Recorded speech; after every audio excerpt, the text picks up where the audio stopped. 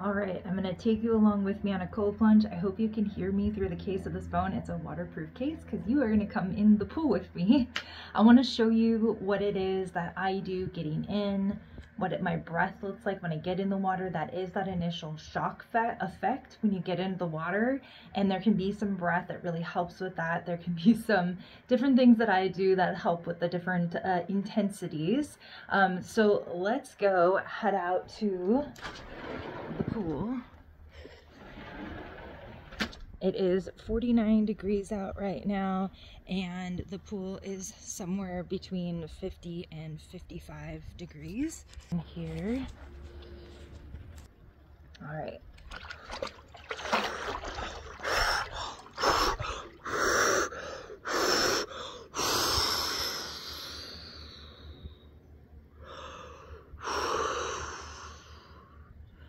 I do that with my breath. That helps me to calm my system down. It helps me to get used to that initial shock of the water. Another thing that can really help is doing this like little vibration with the lips. So like,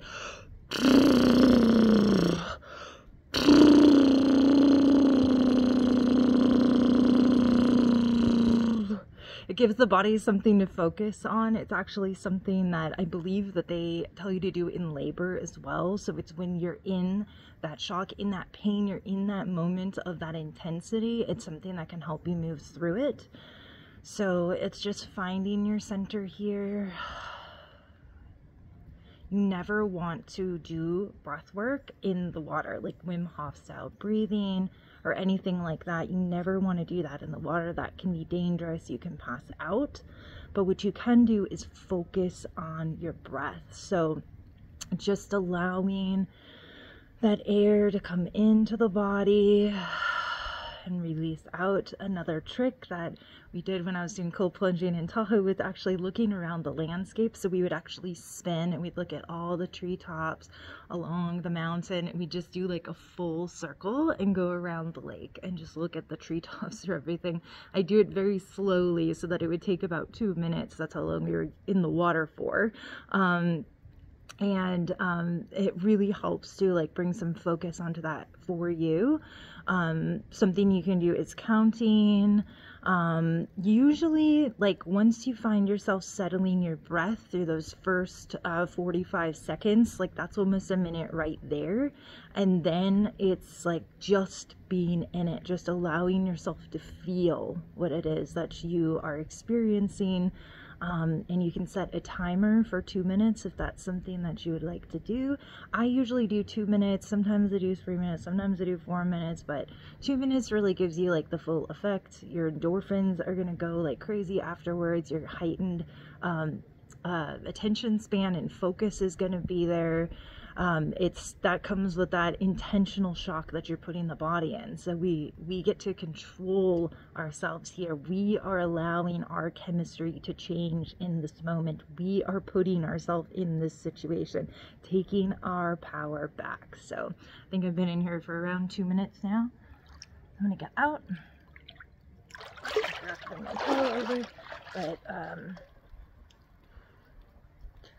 So afterwards, something I like to have is hot tea. So that helps to bring that core temperature up. I really like making fresh ginger tea. Okay, it helps because it's sunny out today, so I didn't need to rush to get my towel, but I have done this in snowstorms and rain and very cold weather. So it is definitely possible. When I first started doing this, I was going through extreme chronic experiences. I had Raynaud's syndrome, which is extreme sensitivity to cold. Like the tips of my fingers would be super painful. Even taking something out of the fridge, I would grab like a towel to grab it with. I had severe heat sensitivity, and if it was above 80 degrees, I would start swelling and could pass out, and I was in severe pain. And this has helped me so much to regulate my temperature, and I literally got rid of all of that. I don't have Raynaud's, I don't have heat sensitivity, I don't have any of the symptoms that I had before. So it is possible to bring yourself out of extreme experiences, extreme symptoms, even when there's been diagnostic labels put on and you've been told that you can't heal. Like, I was told that I can't heal. I'll speak for myself. I was told that I would probably never get out of the experience that I was in, and that I would live with some form of the symptoms that I had for forever, and that was just going to be my baseline. And I decided to say no to that and started looking at all these other opportunities. So getting in the pool and allowing yourself, getting in the bathtub, getting in the shower. There's so many different opportunities to use cold therapy.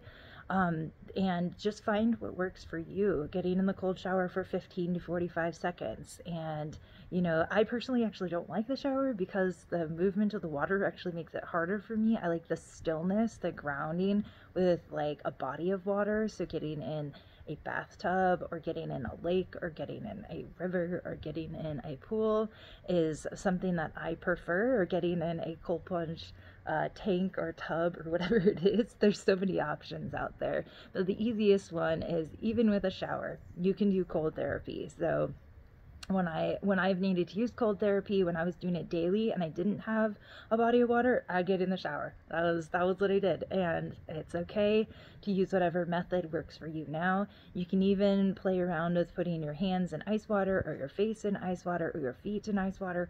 Honestly, I feel like the hands and the feet are harder than getting the whole body in the water.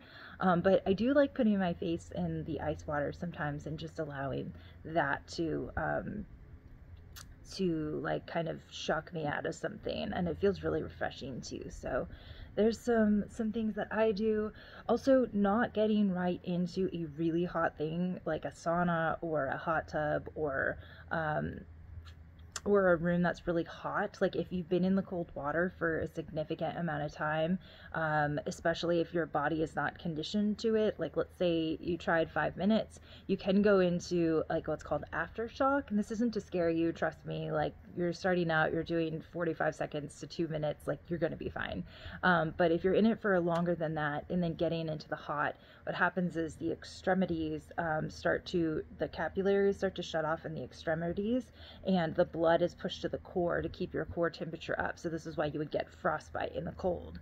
And so it's just allowing yourself to not have those capillaries open back up in the heat really quickly, because what happens is the blood that was stuck in those fingertips and those toes and those lower extremities will circulate back up to the heart, and it can drop your core temperature. So actually, like, staying in the cold, or not, not getting into a sauna right away, can be really, really helpful. And you will actually find that, like, I'm not shivering at all, that you probably won't be as cold as you think you would be after like a 45-second dip.